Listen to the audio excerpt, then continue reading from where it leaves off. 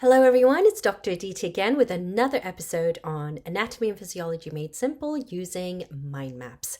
And today we're taking a closer look at the external anatomy of the heart, right?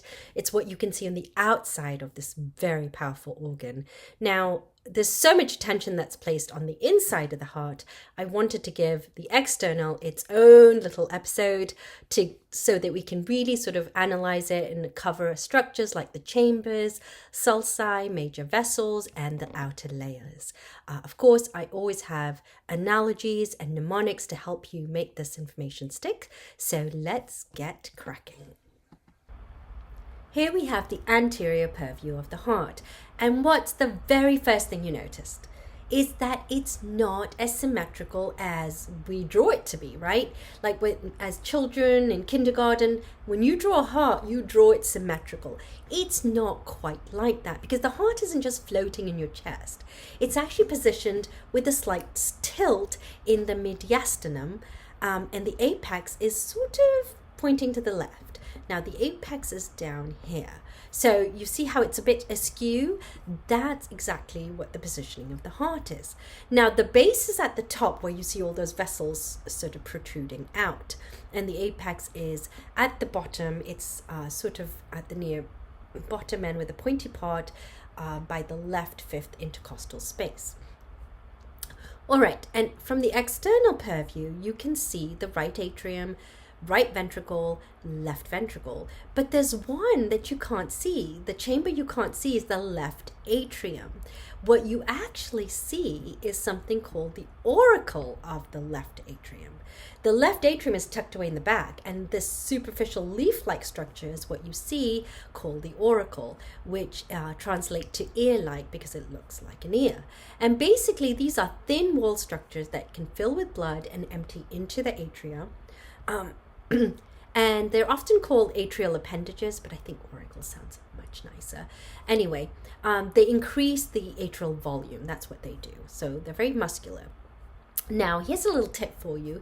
If you are in cadaver lab and you're looking at a real heart and you're trying to figure out, is it, right or left, the right auricle is rougher and a lot more wrinkled, and the left auricle is smaller and smoother. So that can orient you and help you out there.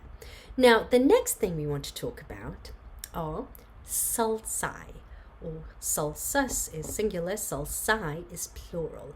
These are fat-filled grooves along the superior surfaces of the heart, and this is where the major coronary vessels lay. That's sort of the groove they lay across. So let's take a peek at those. The first groove I want to orient you to is the coronary sulcus, and this is going to divide the atria and the ventricle. It goes horizontally across, right? So the right coronary artery and the left coronary artery are laying in this coronary sulcus, okay? Then we've got the anterior interventricular sulcus, and this, like the name says, is basically running vertically down, and it's going to be the border between your right and left ventricle. So let's find the artery that corresponds. It's your anterior interventricular artery. Okay, so that's what that is. Then we've got other ones. We've got the anterior cardiac vein. Now, some of these you just have to memorize. You just have to keep labeling them and relabeling them until you get them down. So there's quite a few. I'm going to go through them here. Okay, so we've got the anterior cardiac vein that we already talked about.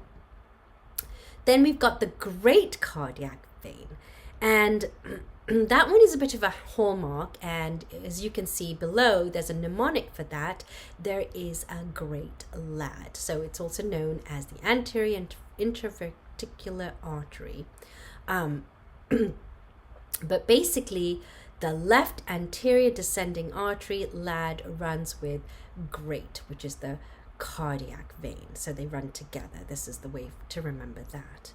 Okay, let's look at the next structure. We've got the right marginal artery, and this one also has a mnemonic. In school, there is a small margin to be right.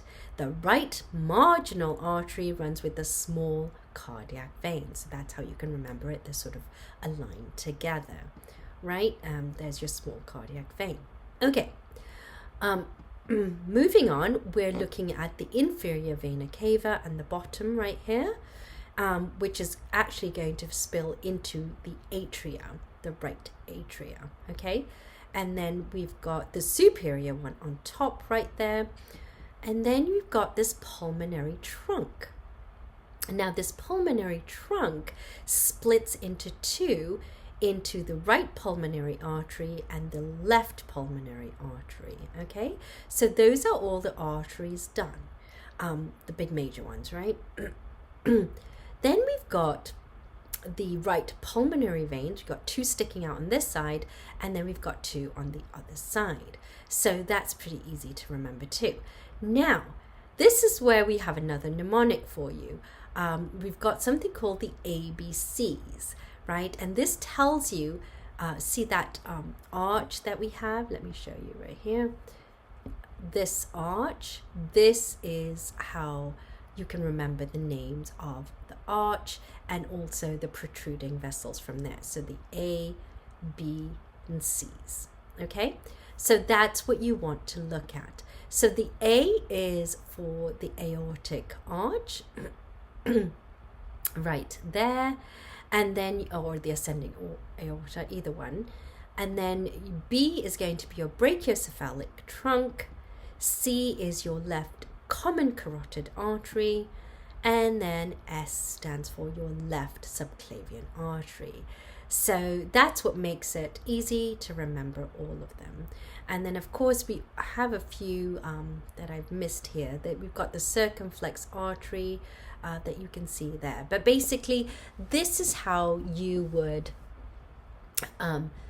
orient yourself to the external surface of the heart. If you sort of group them, it helps to really memorize them. And again, just practice labeling over and over again. That would be my suggestion.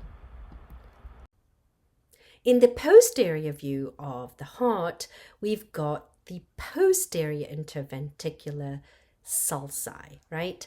And that again is going to host one of the major vessels. Now, let's look at these in this purview. So we're going to start off at the top. Here we've got the aorta. Remember, that's that thick and curvy one. And when I think of aorta, I always think of archway to the body. So away, it's leaving the left ventricle. And then we want to look at the superior vena cava is going to be right here. And then we've got the inferior at the bottom, right? Those two, the aorta and the superior inferior vena cava, can be landmarks to really orient you to the anatomy. All right, then we've got the left pulmonary artery. And if there's a left, there's always typically a right. So you can see that's the right. Then we've got the right pulmonary vein and of course the left one, okay? Then look down here, you've got the circumflex branch of the left coronary artery, which I think you also saw on the anterior version. Okay, then we've got small cardiac vein, great cardiac vein, right coronary artery, posterior interventricular artery, which is right along the middle cardiac vein. And that's what the mnemonic PDA, which is public display of affection, happens in the middle of a crowd, which basically reminds you that the posterior descending artery or interventricular artery runs with the middle cardiac vein. It just reminds you that they sort of go hand in hand together. Okay? And then there's your posterior vein of the left ventricle. And there you have it. That's essentially all of them. So again, you just have to sort of practice this and label it a few times. If you have a model, that really helps too, to really memorize this information. All right, and there we have it. That is all the external anatomy of the heart, which is we've gone over and now summarized in this mind map for you, which is downloadable on my website if you're interested. I also create templates of this mind map without the labels and more of a coloring page look, so that you can color it in and also label as needed to really practice and reinforce your learning. Please do comment below if you found this helpful. It helps me make more videos like this, and don't forget to subscribe and follow so I can keep bringing more topics of anatomy and physiology to a very simplistic level using mind maps. Thanks again. Bye.